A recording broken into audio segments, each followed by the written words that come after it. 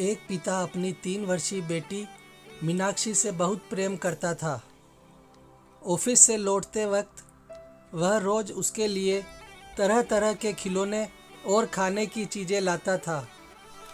बेटी भी अपने पिता से बहुत लगाव रखती थी और हमेशा अपनी तोतली आवाज़ में पापा पापा कहकर पुकारा करती थी। दिन अच्छे बीत रहे थे कि अचानक एक दिन मीनाक्षी को बहुत तेज बुखार हुआ। सभी घबरा गए। वे दौड़े भागे डॉक्टर के पास गए, पर वहां ले जाते समय मीनाक्षी की मृत्यु हो गई।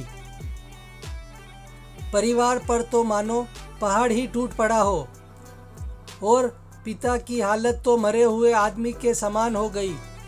मीनाक्षी के जाने के हफ्तों बाद भी वे ना किसी से बोलते ना बात करते, बस रोते ही रहते।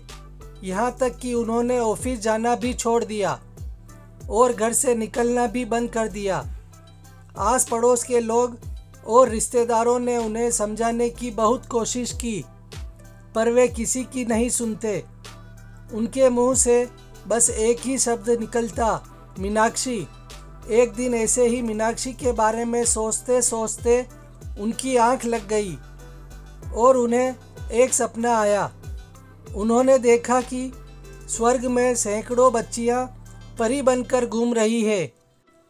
सभी सफ़ेद पोशाकें पहने हुए हैं और हाथ में मोमबत्ती लेकर चल रही है। तभी उन्हें मीनाक्षी भी दिखाई देती है।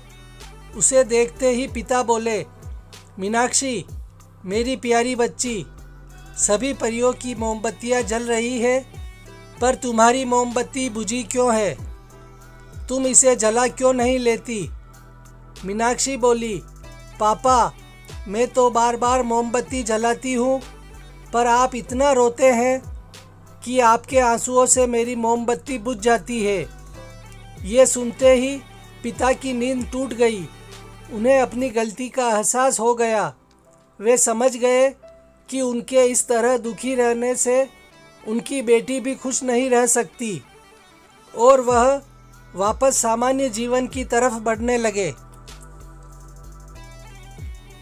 दोस्तों, किसी करीबी के जाने का गम शब्दों से बयान नहीं किया जा सकता, पर कहीं ना कहीं हमें अपने आप को मजबूत करना होता है और अपनी जिम्मेदारियों को निभाना होता है।